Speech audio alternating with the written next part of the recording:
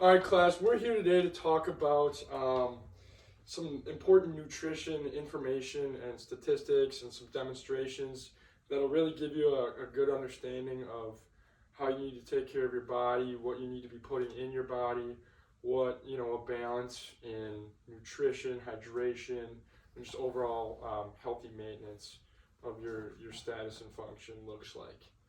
So just some stats that are really relevant to you guys are middle schoolers, 11, 12 years old.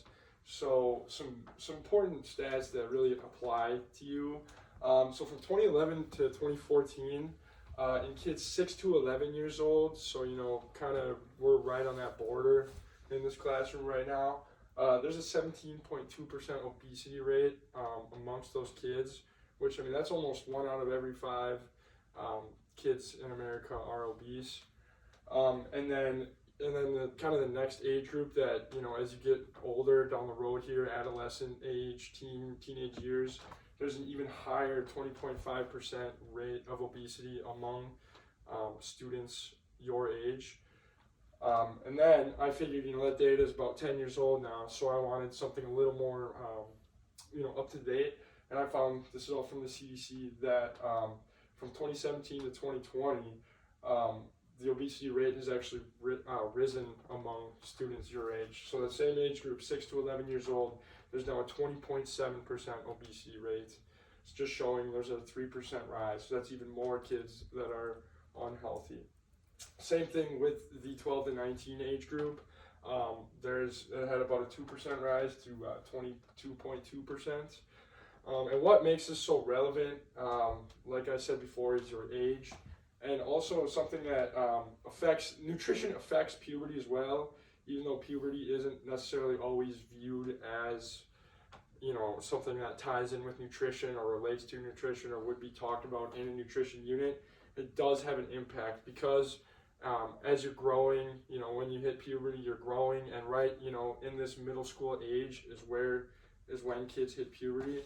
So as you're growing, your muscle structure is increasing, your weight's increasing just naturally, your limbs are growing. So you're gonna be hungry, right? Your appetite's gonna increase. You're gonna be eating more.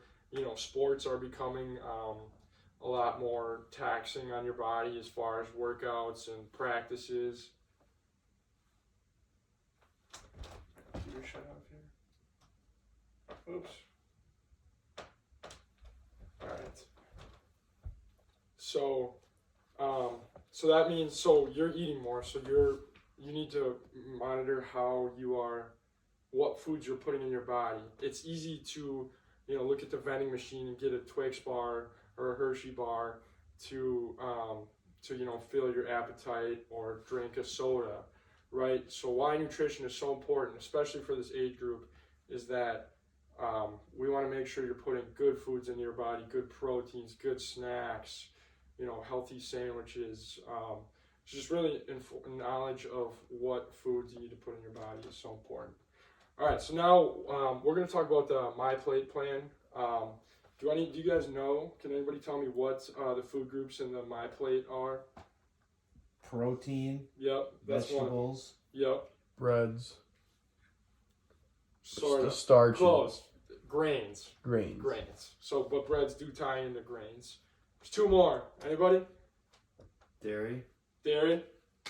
One more. And Fats and oils. Yes.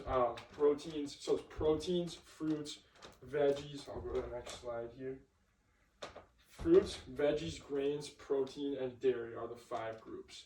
So now I'm actually gonna. So you all have a printout of this MyPlate here that during this presentation you could fill out. Just write down, even color a picture of different foods in each of the food groups that you might be eating on your day-to-day lifestyle. So I'm gonna come over here. All right. So first, what I think is valuable to knowledge and how much you need to put into your body is there's this calculator that's a really good tool that can calculate how much you need to be eating. So all you do is you put in your age. So we'll just say that we're 11 in this classroom. At least some of you are. We'll start with the males. The average male is about 100 pounds, about 5 feet tall. And then we'll say that we all should be getting around, an hour of physical activity every day. All right, so that's 2,400 calories is a lot of that's a good amount of calories, right? That means you need to eat a lot of food, and so it's so important that we understand what the good foods are and what's going to help us, properly fuel our body. All right, so now we'll do a female real quick. So everybody in this classroom has a good idea of what they should be eating. So the average female is about 80 pounds, 4 10 inches, 30 to 60 minutes, like we should be getting at the very least in our physical education courses. So a female should be eating about 1,800 calories a day. But it's worth noting that these aren't like set in stone. It's a recommendation based off of very basic characteristics. But if you're highly active, in sports, you're gonna need to eat more to replace the calories that you're burning if you sweat a lot, right? So just make sure you can find a good balance to keep yourself fueled. This is just a guideline, not a steadfast kind of total calorie goal. So here we're gonna go and we're gonna dig deeper into the different food groups that we have. So first, the fruits. What's somebody's favorite fruit? Just off the bat. Strawberries. Strawberries, nice. So fruits are so important because of a lot of the vitamins that they possess. It can also, some of the antioxidants and stuff like that can also decrease the risk of certain diseases. So next up, we're gonna move on to vegetables. Okay. Veggies. Favorite veggie? Let's hear it. Green beans. Green beans. I don't like nice. veggies. You don't like veggies? No. No. Well, my place says gotta have it at least a portion of your plate. So try and find. There's a bunch out Yeah, there. maybe green beans. Green beans. Do you like the string ones or the canned green beans? The string ones like from the Nice. garden. From the garden. Yep. Alright. So similar to vegetables, there's a lot of just diseases that can be reduced through the consumption of vegetables. It's good in nutrient. It's also a good low-calorie snack. Vegetables there's a lot of water. Like they're comprised a ton of water in them. Lettuce, green beans, things like that. That'll keep you healthy, make you feel good and clean on the inside, and keep a low caloric intake. All right. Next up, we'll talk about grains. Now, grains can be complicated at times, right? Because it's your basic food: rice, bread. Even some kinds of crackers and stuff have grains, or crackers do. But there's ways that it can be really beneficial. Obviously, they're needed in all aspects, but some grains are better than the others. So, for example, take the example of whole wheat versus white bread. White bread, they take out all the nutrients when they're making the bread and don't really put them back in. So there's not really a ton of nutritional value in white bread. It's kind of just a filler per se. But if you can eat some whole wheat foods, that can increase your nutrient intake a lot and provide more value to your nutrition and to your body for the same amount of, for the same number of calories and consumption than a piece of white bread. So kind of look at the cost versus reward there when you're choosing what grains to eat. Next up, we'll talk about some proteins. What's an example of a protein? Chicken.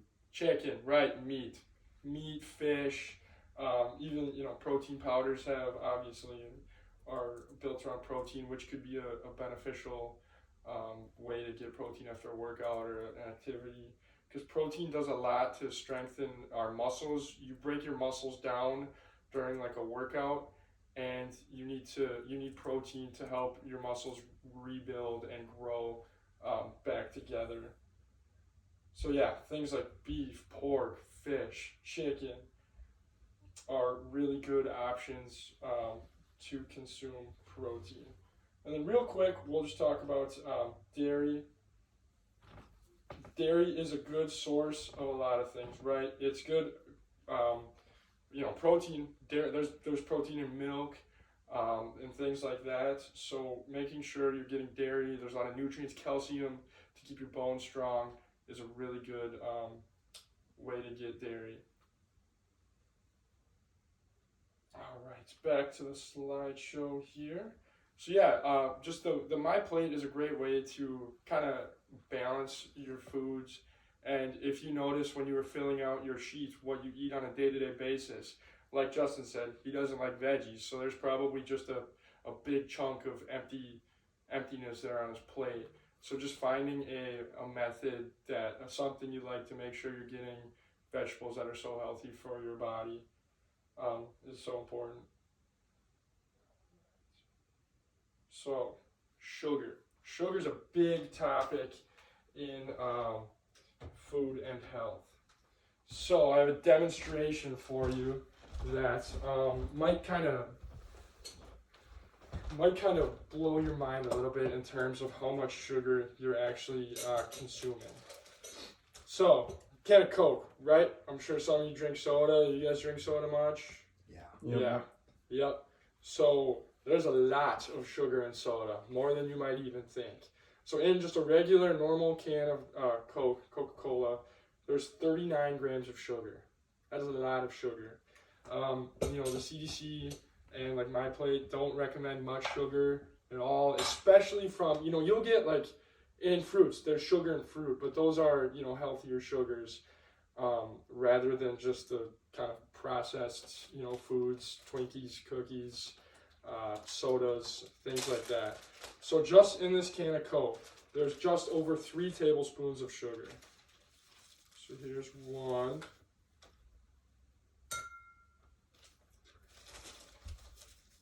Here's 2. Here's 3. And then just a little bit more. Take a look at that. That's a lot of sugar that you're consuming in just one drink. Just one single can of Coke, and you're just consuming all the sugar in your body. Now think about, sometimes, I know my dad growing up, he drank a lot of Mountain Dew every day, right? So just think about how this builds up over time. If you have even just one soda every day, think about how much sugar this is in your body.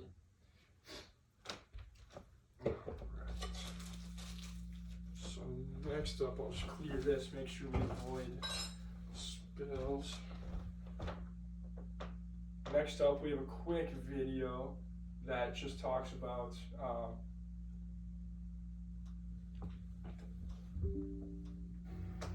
while you're asleep, your body's in. So this video just talked to us about some of the nutritional aspects of how your body is affected by good consumption of foods. A fasting state, which means you're not eating. You wake up in the morning and it's time to break the fast with breakfast. Sometimes we grab food without considering nutrition. A breakfast of a donut and orange juice provides you with a quick burst of energy. For this example, fruits and grains are mostly carbohydrates, and they give you about an hour of energy. You can see right here where it peaks.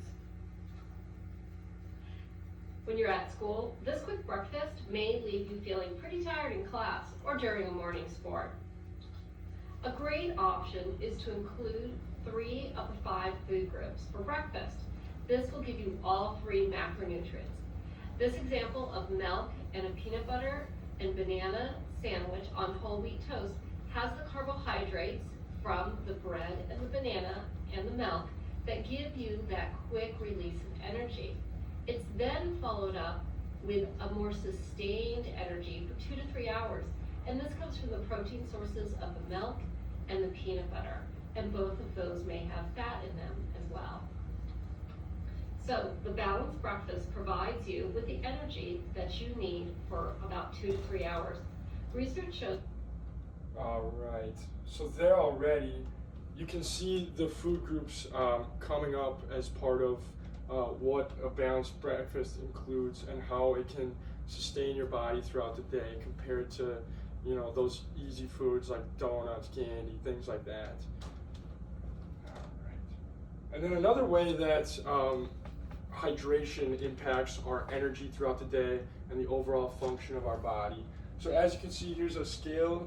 Your urine should be kind of in this 1, 2, 3 color range. That kind of shows you've been consuming enough water. And water is just so important for boosting your energy, immune systems. It keeps your joints cushioned and mobile. And then up there is an example of how your body is going to kind of feel if you're not properly hydrated. So if you're really dehydrated down in this area, your body's going to feel withered and not healthy. But if you're hydrated, your body's going to be like a blooming flower that feels much better to attack the day, attack your sports, school, all that things. So overall, just maintaining a healthy diet, a balanced diet is so important for keeping your body healthy.